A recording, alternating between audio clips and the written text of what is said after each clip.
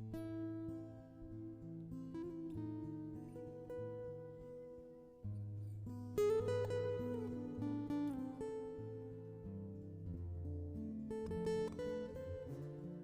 مناقب و فضائل ہیں، لیکن واحد امام ہیں جن کو رضا کہا جاتا ہے، امام علی بن موسیٰ الرضا علیہ السلام۔ رضا یعنی جس کی خوشنودی خدا کی خوشنودی ہو اور وہ خدا کی ہر مرضی پہ راضی ہو۔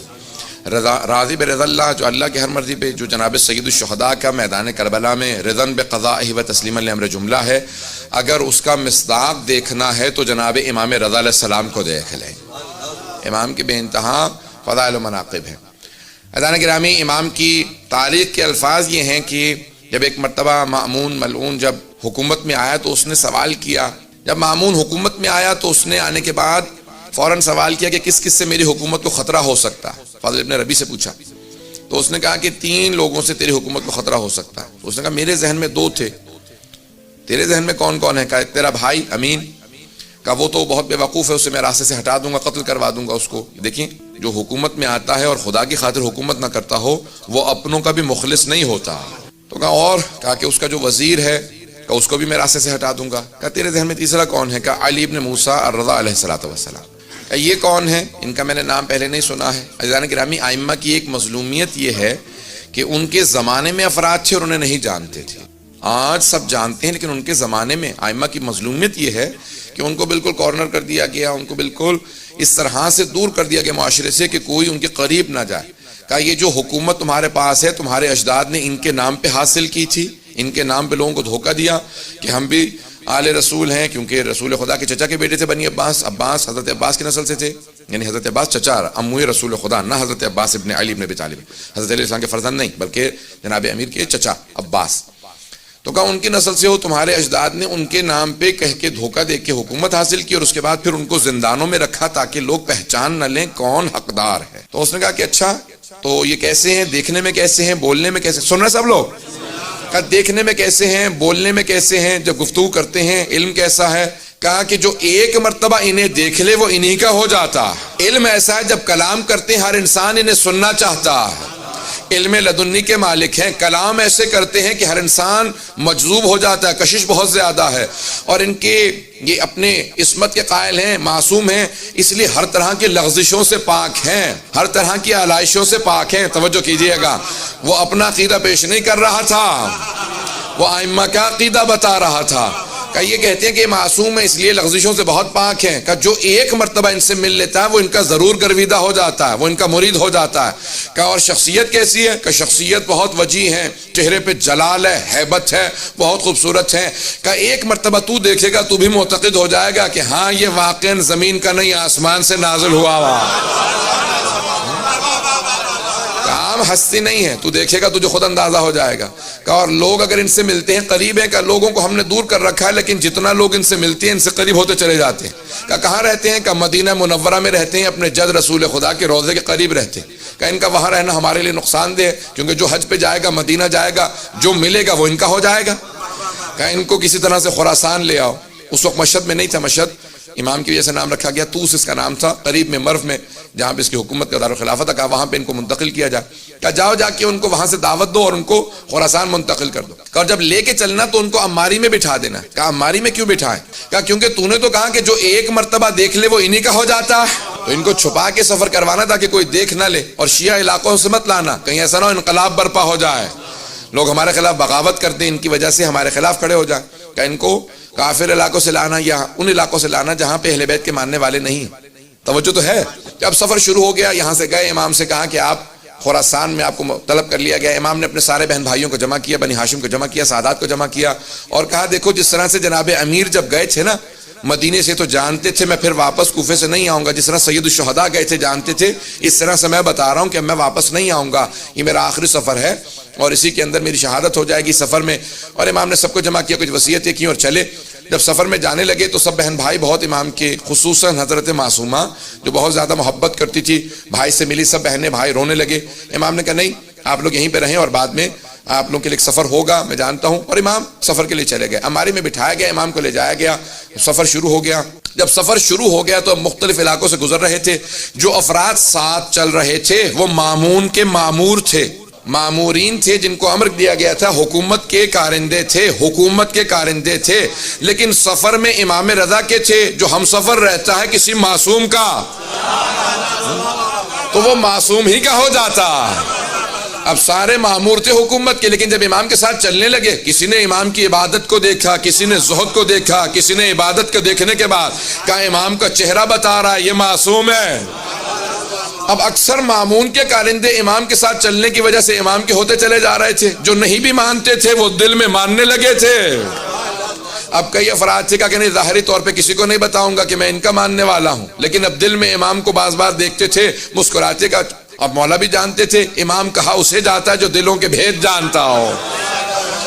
اب امام کے ساتھ جو حجت خدا ہو وہ جانتا ہے دل میں کیا۔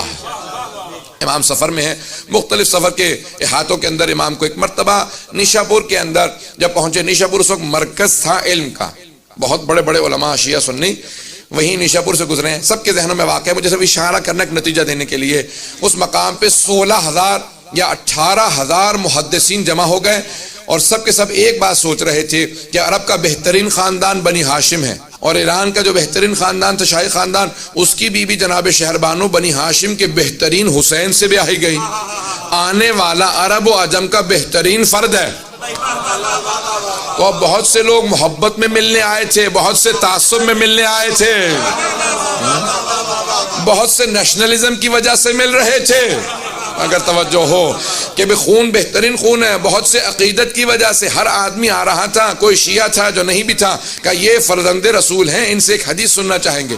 جب سارے محدثین جمع ہو گئے تو احمد بن حنبل نے اپنے مسند میں لکھا کہ جب سب محدثین جمع ہو گئے تو سب نے درخواست کی امام رضا سے کہ ایک حدیث اپنے جد رسول خدا سے بیان کر دیں۔ اب امام نے حدیث کو بیان کرنا شروع کیا۔ احمد بن حنبل اہل سنت کے 4 اماموں میں سے ایک امام ہیں، وہ کہتے ہیں کہ امام نے ایک حدیث کی سند کو بیان کیا۔ حدیث کی سند کو وہ سند ہے جسے سلسلۃ الذہب کہا جاتا ہے، گولڈن چین آف نریشن، جس میں تمام کے تمام افراد کہاں معصوم ہیں، اس لیے عصمت کی وجہ سے اسے سونے کی سلسلہ سند کہا جاتا، سونے کا سلسلہ سند جہاں سب معصوم ہیں۔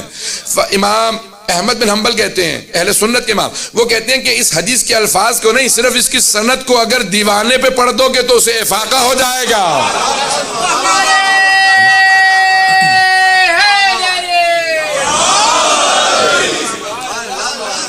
اگر دیوانے پہ پڑھ دو سے افاقہ ہو جائے گا۔ کہ کیوں؟ کہ اگر بیمار پہ پڑھو گے شفا مل جائے گی۔ کہ کسی بھی مرض کے اندر کوئی مبتلا ہو، کسی بلا میں مبتلا ہو، سند کو پڑھنے کا واحد حدیث ہے جس کے سلسلہ سند میں سب کے سب معصوم ہیں۔ امام نے کہا میں اپنے والد گرامی موسیٰ کاظم سے بیان کرتا ہوں، وہ میرے دادا جعفر صادق سے بیان کرتے ہیں، وہ اپنے والد محمد باقر سے بیان کرتے ہیں، وہ اپنے والد زین العابدین سے بیان کرتے ہیں، وہ اپنے والد حسین ابن علی سے بیان کرتے ہیں، وہ اپنے والد علی ابن ابی طالب سے بیان کرتے ہیں، وہ رسول خدا سے، وہ جبرائیل سے کہ خدا نے کہا۔ ایک مرتبہ امام نے فرمایا کہ اللہ سبحانہ و تعالیٰ کہتا ہے، یعنی حدیث قدسی ہے کہ کلمۃ لا الہ الا اللہ حسنی فمن دخل حسن امن من عذابی۔ حدیث سب کے ذہنوں میں ہے، مجھے صرف نتیجہ پیش کرنا ہے کہ لا الہ الا اللہ میرا قلعہ ہے، جو میرے قلعے میں داخل ہوا میرے عذاب سے بچ گیا۔ امام نے یہ کہا اور آواز دی جس نے مہار پکڑ رکھی تھی، امام نے کہا اونٹنی کو آگے بڑھا دے۔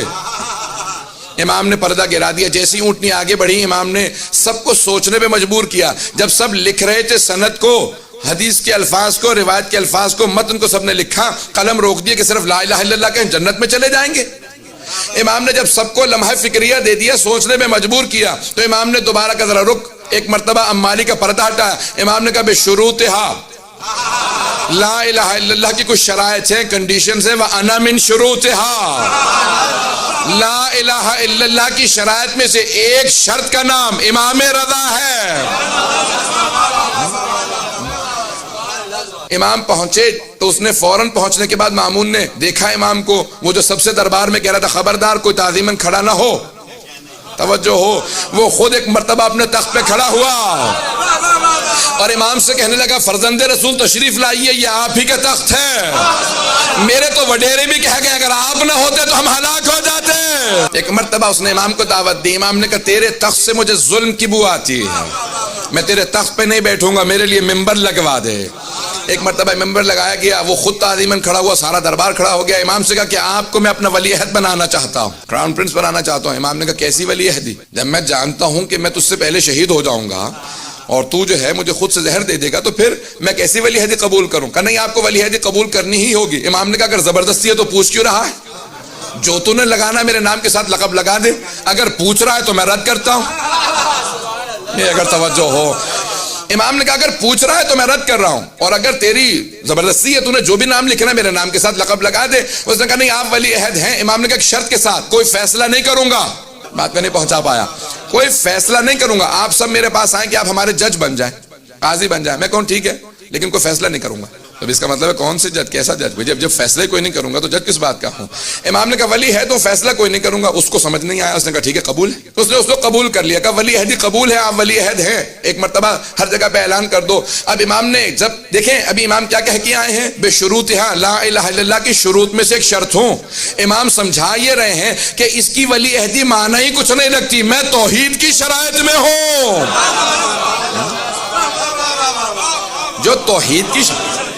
جو توحید کی شرائط میں ہو، مامون کی ولی عہدی کیا معنی رکھتی ہے؟